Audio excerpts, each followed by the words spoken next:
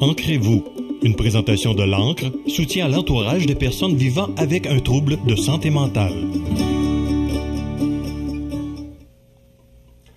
Je vous souhaite la bienvenue à cette autre chronique Ancrez-vous. Je suis en compagnie de Jessica Fortier-Lavallée, qui est intervenante psychosociale à l'Ancre. Jessica, bonjour. Bonjour Michel. Jessica, aujourd'hui, on va revenir un peu sur cette journée. Mélissa Boilard du Trait d'Union, René Hébert de l'Ancre et Isabelle Duguay du CI3S, Chaudière-Appalaches, sont venus nous parler la semaine dernière de cette journée qui avait lieu dans le cadre de la Journée mondiale de la prévention du suicide. Ça avait lieu à la salle communautaire de Montmagny, salle d'espace citoyen. Oui. On voulait tenir une journée avec des kiosques pour informer la population, puis essayer de rejoindre le plus de monde pour parler justement de la prévention du suicide dans le cadre de cette journée-là. Exactement. Est-ce qu'on a rejoint les objectifs par rapport aux kiosques qu'il y avait sur place? Oui, on a eu quand même plusieurs organismes en fait qui sont venus donner des kiosques pour informer la population générale de leurs services. On a eu également 2 conférences qui ont eu lieu, donc ça a été super intéressant pour parler de prévention de suicide, mais au sens plus large aussi. Donc au début, ça a été vraiment du côté des agriculteurs, puis après ça, Isabelle Duguay, que vous avez vu ici, a également fait une conférence qui, elle, venait parler de l'état un petit peu général, de comment ça va dans la population, puis le fait que ça va pas bien, puis qu'est-ce qu'on peut faire, tu sais, qu'est-ce qu'on peut faire? Ben c'est pas juste attendre que les gens changent les choses, c'est nous aussi commencer à faire certaines actions, nous aussi commencer à faire certaines choses. Puis je trouvais que c'était un beau lien à faire aussi, parce que c'est à ça qu'elle sert aussi, cette journée mondiale-là de la prévention du suicide, c'est parler du suicide, parce que c'est très important, puis en fait, c'est sûr que tout le monde s'entend un petit peu, tous les spécialistes là-dedans s'entendent pour dire ça, il faut en parler pour que ça change. La prévention, c'est la chose primordiale pour ça. Puis, il y a souvent plusieurs mythes puis plusieurs tabous par rapport au suicide. Puis, c'est important de changer un petit peu notre discours sur le suicide, puis pas de se mettre des œillères, puis de pas avoir trop peur de ce gros sujet-là, parce que c'est sûr, c'est un gros sujet. C'est pas toujours facile d'en parler, mais c'est important. Ça va, tu sais, il y a plusieurs personnes qui ont peur, surtout, admettons, justement, que j'ai un proche, que je m'inquiète, que je crois qu'il y a peut-être des idées suicidaires.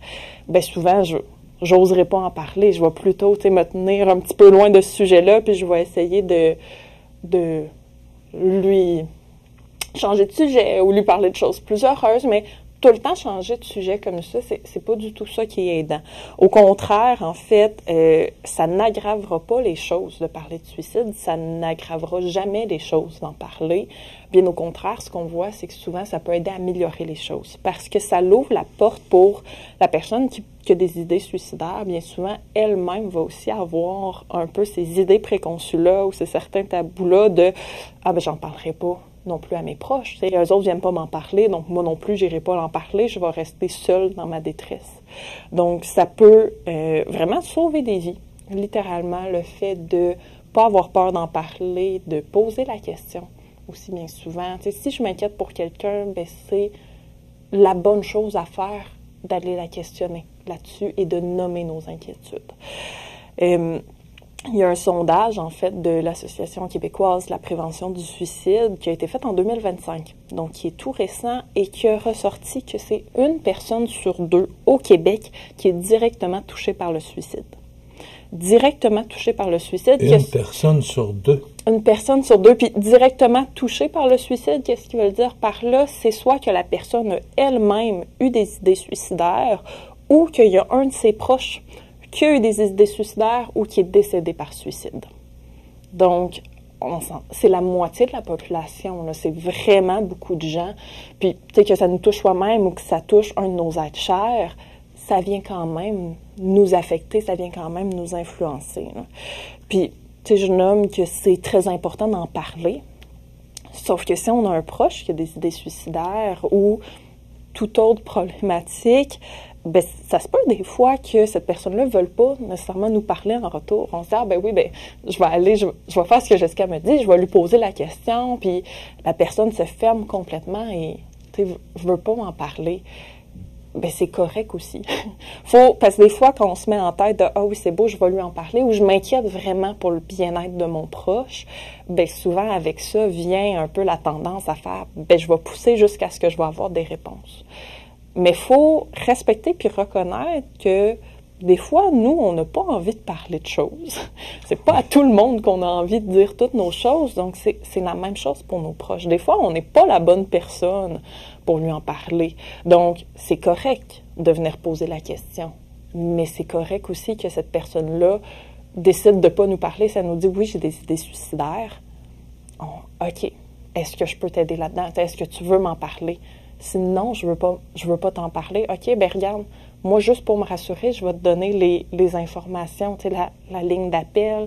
Il y a une ligne qui est 24 heures sur 24, 7 jours sur 7. Il y a des professionnels pour ça. Et il ne faut pas, en tant que membre de l'entourage, en tant que proche, d'essayer de prendre ça sur notre dos. Ah ben là, il m'a nommé qu'il y avait des suicidaires, donc c'est à moi de m'en occuper, c'est à moi de le sauver de ça. C'est malheureusement quelque chose qu'on entend souvent, là, cette envie de sauver. C'est tout à fait normal aussi quand on sent qu'un proche pourrait avoir des idées suicidaires de vouloir s'impliquer, mais c'est pas... C'est ça, c'est normal d'avoir cette envie-là, mais c'est pas... ça sera pas tout le temps possible, premièrement, et c'est important d'en être conscient. Puis cette idée-là de « Ah, ben s'il me parle, je vais le sauver, tu sais, je vais y enlever ces idées-là », c'est pas, tu sais, ça repose pas sur nos épaules de est-ce que mon proche va bien ou va pas bien. Tu sais, ce qui repose sur nos épaules, tu sais, notre responsabilité à nous, c'est notre bien-être personnel et c'est de s'intéresser à l'autre. C'est pas de s'assurer que l'autre va bien ou de s'assurer qu'il y a plus de pensée suicidaire. Tu sais, tout ça, ça l'appartient à l'autre personne.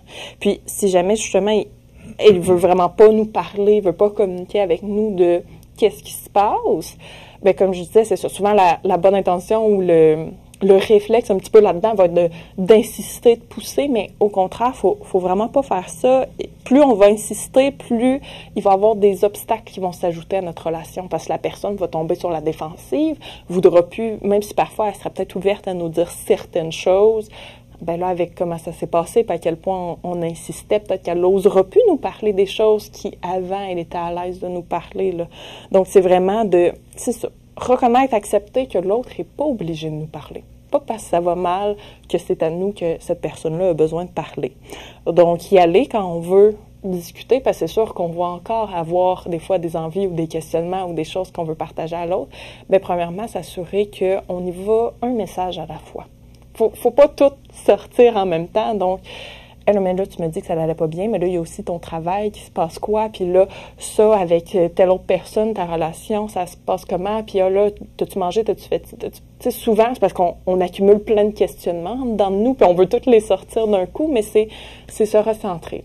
Il y a une chose à la fois, y aller sur l'important, puis si l'autre personne ne veut pas nous répondre, on nous le dit clairement, non, ça, j'ai pas envie d'en parler avec toi, ou j'ai simplement pas envie d'en parler, mais faut pas insister. Faut pas la critiquer sur le fait qu'elle veut pas nous parler.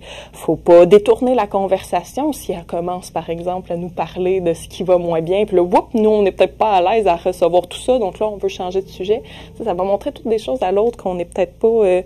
ouvert à une conversation complète. Donc, faut pas non plus contredire, critiquer, juger, menacer, parce que des fois, ça va être « ben là, si tu me parles pas, tu pourras pas rester chez moi cette nuit comme c'était prévu. » Mais on n'est pas là-dedans. On veut que ça soit vraiment un espace sans jugement, un espace de bienveillance où on accepte de nous nommer nos choses, mais aussi on accepte que l'autre ne veut peut-être pas tout nous nommer. Puis c'est correct, comme je dis, il y a des ressources qui servent à ça, il y a des ressources qui sont là pour ça, et c'est... Et lui en faire part.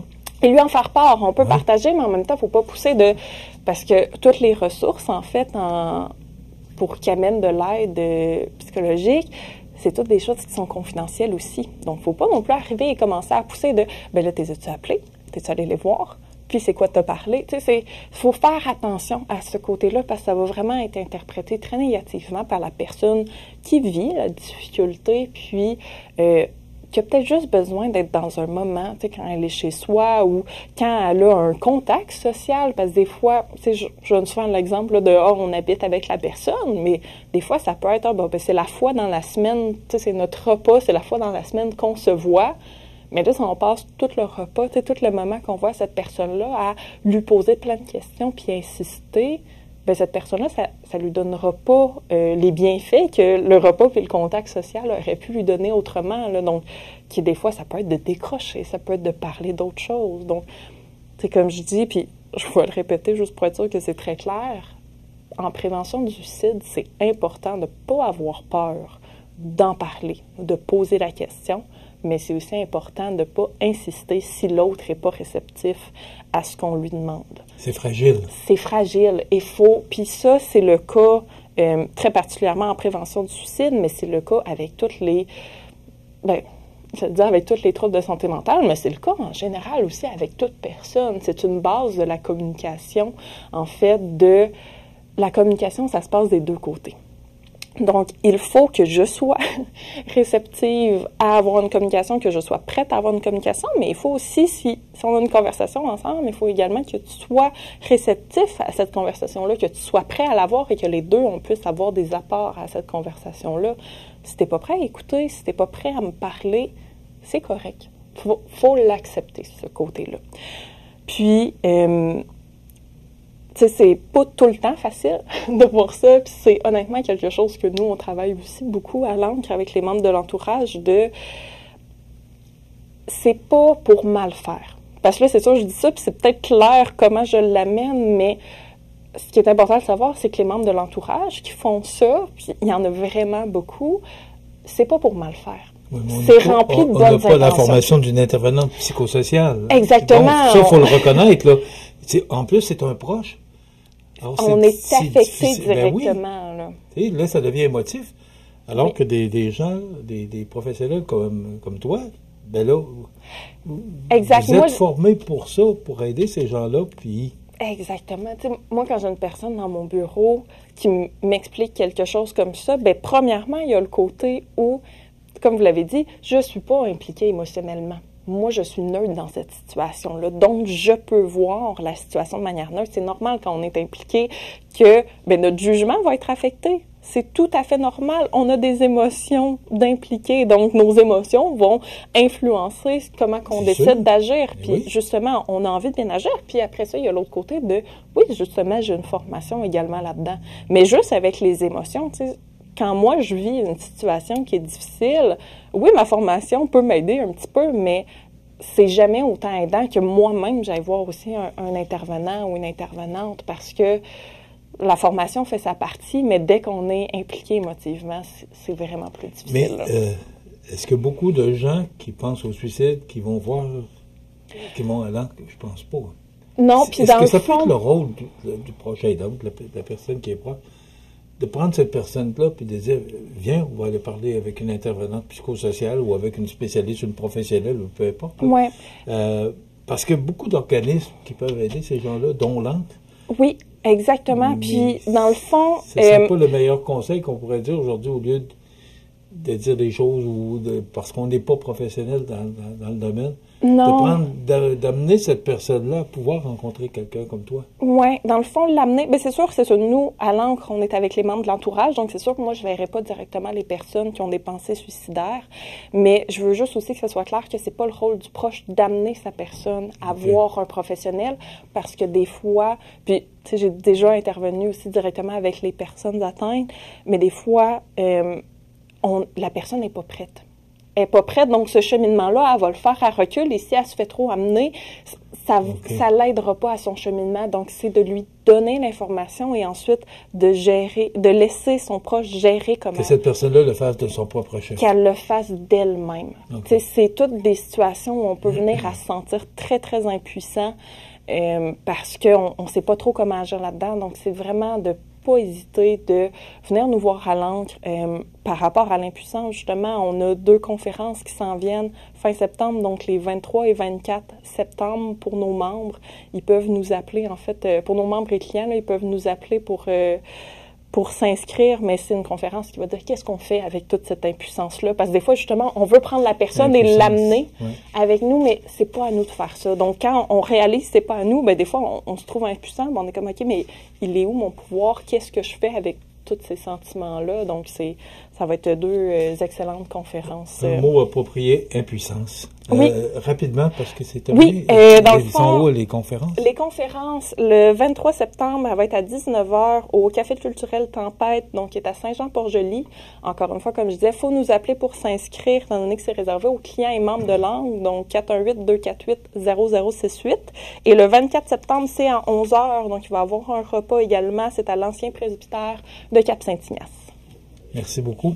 248-0068 pour communiquer avec l'ANC, pour parler avec Jessica, ou il y a une personne aussi qui vous accompagne. Exactement. Je pense que c'est le meilleur conseil qu'on pourrait donner aujourd'hui. C'est de parler avec des professionnels pour vous aider. Merci, c'est intéressant. Merci. On s'arrête. Ancrez-vous.